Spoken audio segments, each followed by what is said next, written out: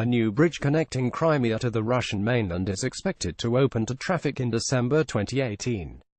Denis Sinyakov for The New York Times. Kerch, Crimea. The looming bridge is the best show in town. Every 2 weeks, Nikolai Ench, a retired sailor, and his wife, Olga, scale the scrublands above Kerch in the white Toyota truck to marvel at the colossal engineering feat inching its way across the strait separating Crimea from the Russian mainland. This is the first time they can build something like this in Russia, said Mr. Ench, 67, who even spent an entire night in August staring at the bridge through binoculars until construction workers slotted the first of 2 arches into place at what he said was exactly 7:27 a.m. We feel a certain pride. Expected to open to traffic in December 2018, the $7 billion bridge project is likely to come more freighted with symbolism than with actual vehicles. It is the latest in a series of mega-projects of the type much beloved by President Vladimir V. Putin. It is showing the world the great things it can do, said Ekaterina Shulman, a political scientist at the Russian Presidential Academy of National Economy and Public Administration. The government might not be able to provide safety, good health care and education, but it can provide big projects. If you cannot do bread, you can at least do circuses. The bridge, nearly 12 miles long, carries even weightier symbolism because much of the world considers Russia's 2014 seizure of Crimea illegitimate. It signifies in the most visible way the connection between Crimea and Russia, that Crimea is part of Russia, connected to it by a solid bridge that is as symbolic as it gets, Ms. Shulman said. Mr. Putin has taken a keen public interest in the project, not least because the annexation of the Black Sea Peninsula buoyed his political fortunes domestically by resurrecting the image of Russia as a muscular power. The Black Sea shore in Sebastopol. Some residents hope the new bridge will wrench Crimea out of its provincial doldrums, even if, for the moment, the main point appears to be solidifying Russia's claim to the peninsula. Denis Sinyakov for The New York Times. In Crimea, billboards bearing his picture and a quotation from him lauding the historic mission of building the bridge loom over various potholed highways. When the project was first announced, however, it seemed that no Russian company wanted to touch it. There were extraordinary engineering challenges, and anything involving Crimea carried the risk of international sanctions. Even more daunting, perhaps, the ultimate project supervisor, known to be a demanding boss, was laying out a rigorous construction schedule. The bridge itself is difficult, the scale is huge and it is tough to meet the deadline, said Oleg Zvortsov, a bridge specialist who led a 50-member expert advisory council. The deadline was set by the president, so nobody wanted to take the risk. Into the breach stepped Arkady Rotenberg, a billionaire who has made a career of taking on Mr. Putin's pet projects. A judo partner with the president since the youth in St. Petersburg, Mr. Rotenberg was also conveniently already under Western sanctions over Crimea because of his status as a member of Mr. Putin's inner circle.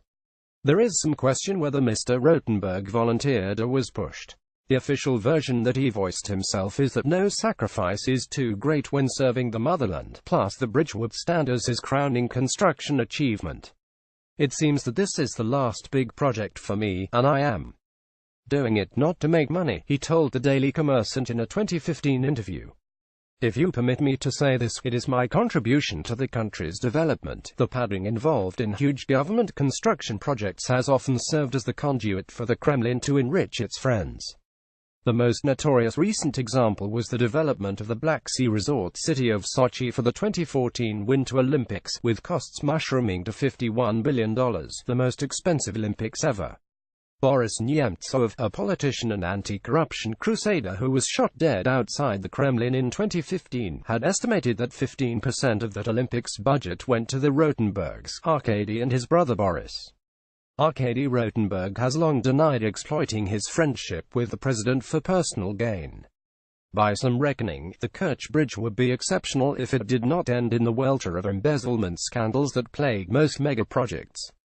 The cost of assembling a bridge across such difficult waters is so high and the deadline so tight that some analysts believe there is little leeway for pocketing construction funds.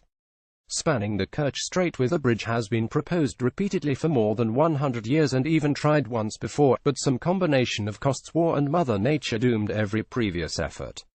Not everyone is convinced the current effort will succeed, either. The strait runs between 2 mountain ranges, sending fierce winds howling through its narrow confines. The alluvial flow from various rivers has carpeted the seabed with 80 meters of fine silt.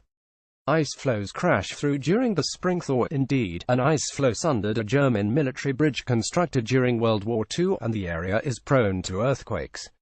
For the new bridge to overcome those conditions, thousands upon thousands of pylons were driven into the seabed for stability.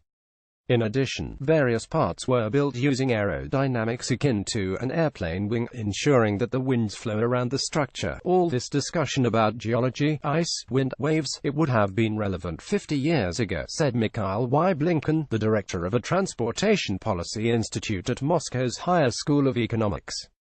Now, it is just a question of cost. It just gets more expensive, that is all, because there have been huge advancements in technology. On the other hand, he noted, it is an interesting project for Russia's engineering and construction industry, which rarely faces such complicated tasks. The construction actually involves twin bridges, one for vehicles and a second due to open in 2019 for trains. Double arches rising about 115 feet above the water allow passage for ships.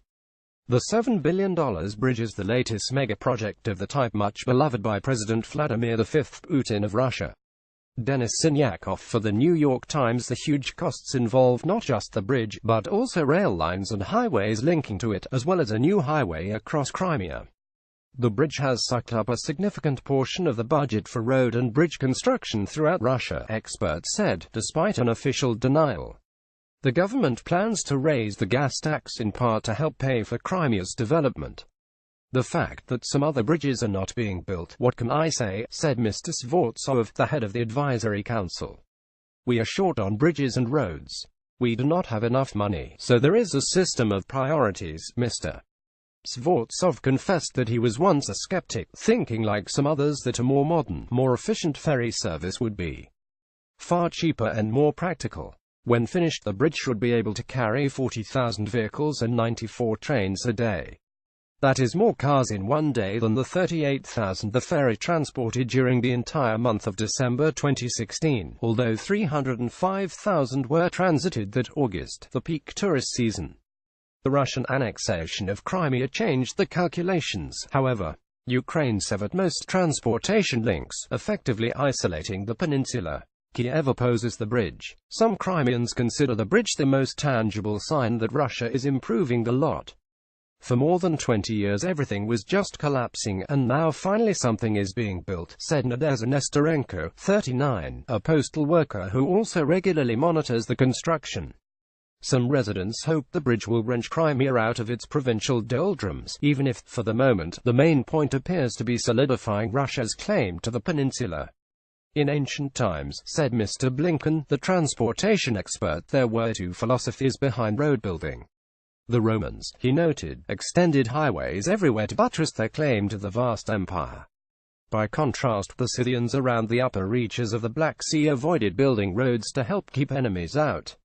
Russia adopted the latter attitude for centuries, Mr. Blinken said. Leaders like Stalin shunned roads so that invaders could not come and Russians could not leave. Hence the Kerch Bridge is a departure. Politically, you had to build a physical connection, he said. If you build a bridge somewhere, if you build a highway somewhere, you declare that this is yours.